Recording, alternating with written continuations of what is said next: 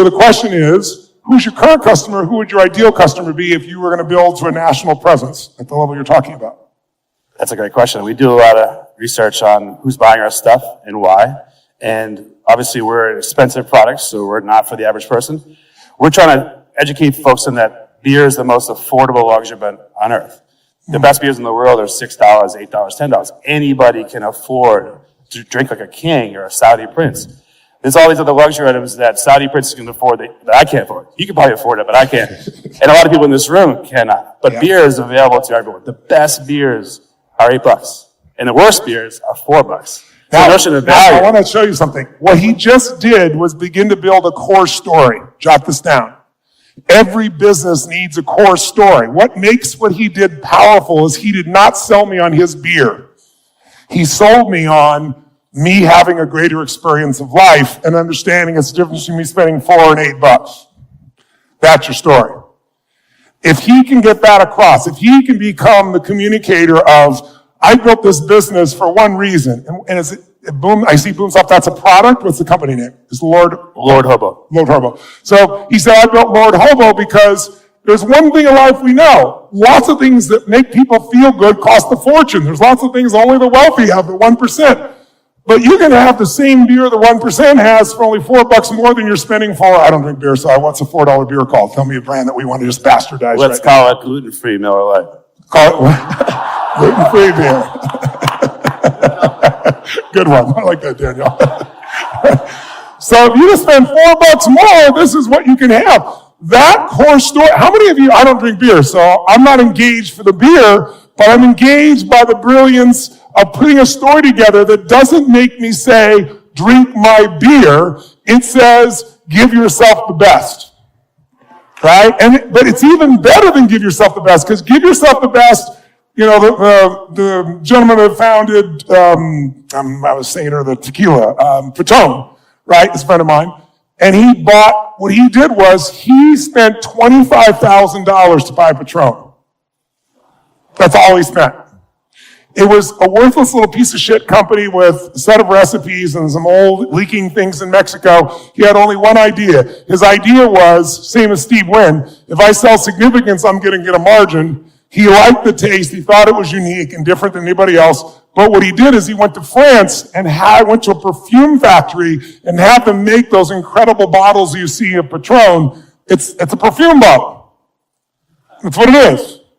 And people in the perfume business ought to sell you unbelievably high expense for something that costs them fucking virtually nothing. Right? It's cats' asses and things like that. That's where that stuff comes from. So it's like this, right? You got one for him. Go ahead. Take a bottle, the shape of a woman, put it in a pink box, donate some to breast kids, you'll sell shit out of it. He's giving another option as far as concerned. But the larger vision here is that you can sell all day long.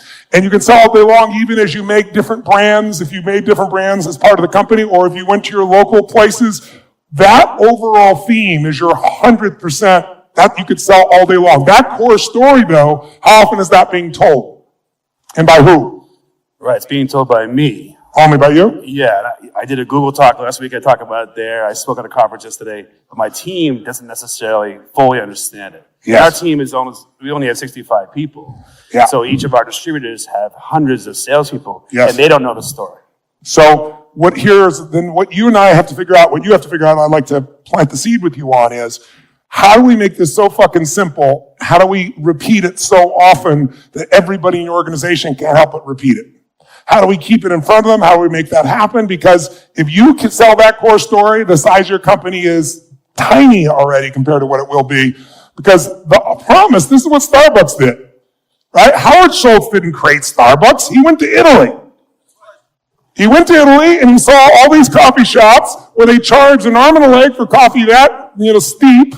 Everybody was spending 50 cents for, going to a coffee shop. What was a coffee shop? A place where you got pancakes and eggs and bacon, no, by the way, coffee. And he said, fuck that. In Italy, they have actual coffee shops. That's all it is. And he saw something unique that he was selling. He wasn't selling coffee. He was selling a place to go between work and home.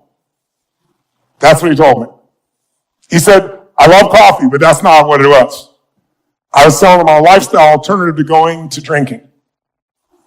So on the way to work, on the way home, they need to decompress before they deal with kids, the family, everybody home. They stop there on the way or on the way back, and they give themselves a treat. And the whole goal was, let them have a treat. That by spending $4 or $5 instead of 50 cents, they could feel like they're living like a king, that they have this special thing they've given in their life. That is something you can build a multi-billion-dollar company on, not a half-billion-dollar company on. But your whole thing now is, how do I refine that story so that I can get my salespeople, everybody telling it? How do I jump out and get the public where they're asking for it? How do I shift that? So you're doing that on your own. You've done unbelievably well. How do we jump it to the next level? So I want you to think about it, and I don't want you to answer it now because it deserves the thinking. But before the end of this week, are you up for delivering an answer, not just to me, but to all of us, just so we hear what you come up with? Fuck yeah. Fuck yeah, you got it, Danny. Give him a hand.